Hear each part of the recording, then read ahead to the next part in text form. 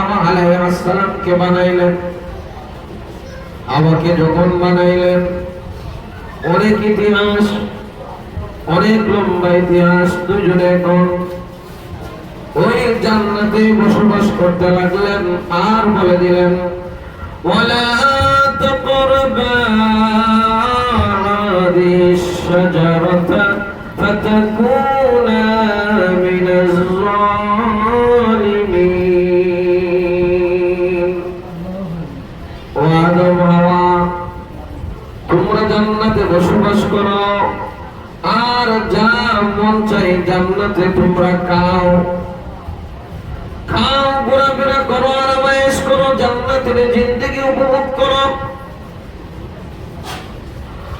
তবে শুনো, ওই যে জান্নাতের কোনায় একটা গাছ দেখা যায়, তাফসীরে কিতাবে লেখেন গন্ধব, ওয়ালা তাকরাবা হাযিহিশ শাজারা। আল্লাহ ওই গাছের দিকে ইঙ্গিত করে বলে দিলেন, ও আদম হাওয়া, তোমরা দুইজন ওই গাছের ফল খাইবা তো দূরের কথা, ওই গাছের ধারে কাছেও তোমরা যাইতে পারবে না। আমি আল্লাহ মানা করে দিলাম, নিষেধ করে দিলাম।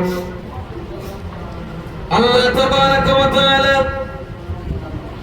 এই নিষেধ, আল্লাহ রাব্বুল আলামিনের এই নিষেধ আদম আলাইহিস সালাতু ওয়াস সালাম পুঙ্খানুপুঙ্খানুভাবে আদায় করার চেষ্টা করলেন।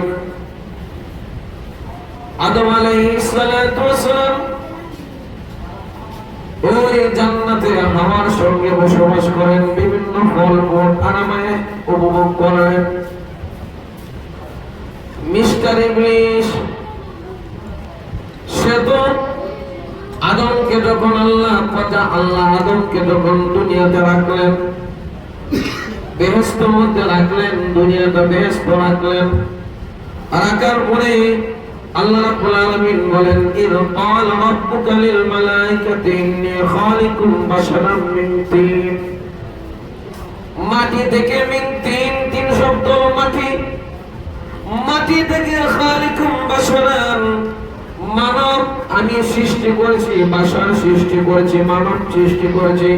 তথা আমি আদমকে বানাইলাম, বানানোর পরে ফাইদা সাওয়াইতুহু ওয়া নাফাখতু ফীহি মির রূহ। তার দেহ আকৃতি যখন তৈরি করা হয়ে গেল, ওয়া নাফাখতু ফীহি মির রূহ, আমি তার ভিতরে আমার রূহ ঢুকিয়ে দিলাম। ঢুকিয়ে দেওয়ার পরে ওয়াকাউ লাহু সাজিদিন, অনেক লম্বা আয়াতের মধ্যে আল্লাহ বলেন, ও দুনিয়ার ফেরেশতারা, জান্নাতের ফেরেশতারা, বেহেশতের ফেরেশতারা এবং দুজকের যত ফেরেশতারা, আসমান জমিনের যত ফেরেশতারা আসো। ফাসাজাদুল মালাইকাতু কুল্লুহুম আজমাইন, সকল ফেরেশতারা আদম আলাইহিস সালাতু ওয়াস সালামকে সিজদা করলেন, ইল্লা ইবলিস আবা ওয়াস্তাকবারা ওয়া কানা মিনাল কাফিরিন। কিন্তু ইবলিস আদম আলাইহিস সালামকে সিজদা করল না। আল্লাহ বললেন, ও আদম, তোমাকে আমি আদেশ করলাম আদমকে সিজদা করার জন্য, তুমি আদমকে সিজদা না করে তুমি কেন আমার হুকুম অমান্য করেছো?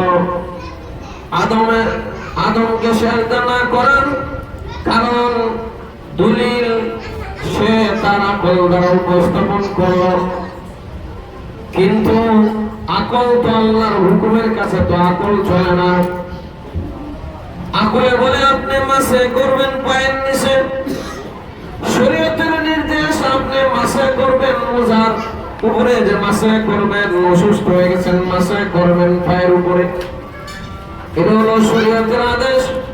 আর আকল বলে আমার পায়ের তলার মধ্যে নাপাক লাগছে, দুর্বল লাগছে, এটা পরিষ্কার করব। আল্লাহ মেসেজ দিতেছেন, দুনিয়ার মানুষেরা আকল দ্বারা তোমার শরীয়ত চলবে না, আমার আল্লাহর নির্দেশ মতো শরীয়ত চলবে। এই মুহররমের 10 তারিখে আমাদের এক হৃদয় বিদারক ঘটনা ঘটে গেল। আল্লাহর নবীর দুই মিত্র নাতি হযরতে হযরতে হুসাইন রাদিয়াল্লাহু তাআলা আনহু শাহাদাত বরণ করেন। এই 10 মুহররম অত্যন্ত সামনে আলোচনা করব। আদম আলাইহিস সালাম কে সিজদা না করার আকলি দলিল উপস্থাপন করব। আকলি দলিলটা কি? আল্লাহ রাব্বুল আলামিন সূরাতুল সাদের 76 নম্বর আয়াতে আল্লাহ বলেন, আলানা খায়রুম মিনহু খালাকতানি মিন নার ওয়া খালাকতাহু মিন তিন। ইবলিস বলে, আনা খায়রুম মিনহু, আমি তার থেকে ভালো। আনা খায়রুম মিনহু, তার থেকে ভালো। এর দুইটা ব্যাখ্যা। ইবলিস কেন বলল আমি তার থেকে ভালো? কারণ আদম আলাইহিস সালামকে তুমি সবেমাত্র বানাইলা, বানায় তার ভিতরে রূহ দিলা। রূহ দেওয়ার পরে তুমি তাকে আমাকে আদেশ করলা তাকে সিজদা করার। আমি তার থেকে ভালো। এর একটা ব্যাখ্যা হলো আদম আলাইহিস সালাতু আদম থেকে শত হাজার বছর আগে আল্লাহ তুমি আমাকে বানাইলা।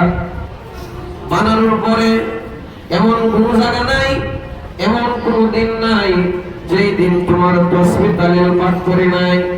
এমন কোন সময় কোন থেকে ঘন্টা আমি তোমার কদমে সিজদায় পড়ে তোমার তাসবিহ সুবহান রাব্বিয়াল আলা আমি তাসবিহ আল পবিত্রময় সত্তা বড় উঁচু বড় দামি তোমার গুণগান গুণ কীর্তন আমি করেছি। সুতরাং আদমকে তুমি সবেমাত্র বানাইলা। আদম তোমার এত গুণ কীর্তন করে না, আদম তোমার গোলামি করে না। আমি শত শত হাজার হাজার কোটি বছর তোমার গোলামি করেছি। আমার ভিতরে তোমার গোলামিয়াতের মাত্রা আমার ভিতরে আছে। এই জন্য আমি বললাম আদম থেকে আমি উত্তম। 2 নম্বর ব্যাখ্যা, আদম থেকে আমি উত্তম কেন? আদমকে সবেমাত্র বানাইলে আমি হাজার বছর আগে তৈরি। আমি হাজার হাজার বছর তোমার গোলামি করেছি, কিন্তু এত বছর গোলামি করার পর আল্লাহর হুকুম অমান্য করার কারণে তার গোলামিয়তের কোনো দাম থাকে নাই। 2 নম্বর, আমি কেন বললাম আমি তার থেকে ভালো? আমি তার থেকে ভালো, আসলে নিজেকে নিজে বড় বলা এটা ভালো নয়। নিজেকে অনেক পবিত্র মনে করা, নিজেকে অন্যের চাইতে বেশি দামি মনে করা এটা অহংকারের লক্ষণ। এই জন্যই আমাদের কবি নজরুল ইসলাম সুন্দর করে একটা কবিতা লেখেন, নিজে যাকে বড় বলে বড় সেই নয়, লোকে যাকে বড় বলে বড় সেই হয়। কথা দেখনি? বড় দামি একটি কথা। 2 নম্বর, আনা খায়রুম মিনহু, আমি তার থেকে উত্তম। 2 নম্বর ব্যাখ্যা আল্লাহ নিজেই বলেন, খালাকাতানি মিন নার ওয়া খালাকাতাহু মিন তিন। ও আল্লাহ, খালাকাতানি মিন নার, আমাকে তুমি বানাইছো আগুন দ্বারা। ইবলিসকে আল্লাহ আগুন দ্বারা তৈরি করলেন। আগুনের পদার্থ দিয়া আগুন দ্বারা তাকে বানাইলেন। ওয়া খালাকতাহু মিন তিন, আর আদমকে তাকে বানাইলেন, আদমকে বানাইলেন মাটি দ্বারা। ও আল্লাহ, আগুনকে যদি প্রজ্বলিত করা হয়, ওই আগুন উপরের দিকে দেওয়া, আগুনের দেওয়া হলো উপরের দিকে দেওয়া। আর মাটিকে দিন দেওয়া হয়, মাটি যতই উপরে উঠুক না কেন তার নিচের দিকে তার দাবি পাওয়া। সুতরাং আমি তার চাইতে উত্তম। এই যুক্তি দিল, আগুন তো সবকিছু জ্বালায় দেয়, মাটি সবকিছু নিবারণ করে দেয়। আমি আগুনের তৈরি আদম, মাটির তৈরি। আগুনের দৃষ্টি হলো উপরের দিকে, মাটির দৃষ্টি হলো নিচের দিকে। সুতরাং আমি হলাম উপরওয়ালা মানুষ, আদম হলো নিচুওয়ালা মানুষ। নিচুওয়ালা মানুষকে উপরওয়ালা সত্তা, উপরওয়ালা ফেরেশতা ইবলিস কেমনে আমি নিচেওয়ালা একটা দাবিত বস্তুকে আমি কেমনে সিজদা দেই? এইটা আমার পক্ষে সম্ভব হলো না। আল্লাহর কাছে ইবলিসের আকল, ইবলিসের জ্ঞান ভিত্তিক তথ্যমূলক যুক্তি উপস্থাপন করাটা আল্লাহ তাবারাকা ওয়া তাআলার কাছে পছন্দনীয় হলো না। আল্লাহর সাথে সাথে আল্লাহ ফরমান জারি করে দিলেন।